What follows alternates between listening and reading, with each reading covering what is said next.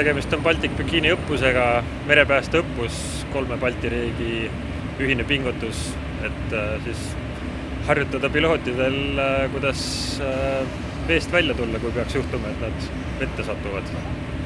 Praegu on selliselt, et nad lähevad alguses puuriga vette, nad peavad suutma jääda rahulikuks, ennast siis nendest turvavöödest vabastada ja siis sealt puurist või siis kongist välja saama vee peale, tõmbavad oma päästevestid lahti ja siis triivivad sinna päästeparveni. Ja siis varsti peaks saabuma siia ka üks helikopter, mis neid hakkab pinnalt päästma, et see on ka omaette harjutus.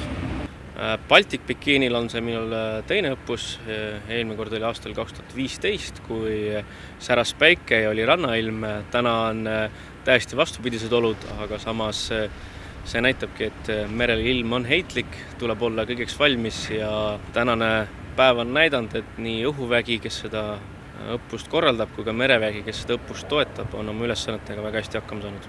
Mereväetuukrid on juba mitmendat päeva toetamas 3 Balti riigi õhuväelaste väljaõpet, olles tuukritena abis ohutuse ja julgeoleku tagamisel.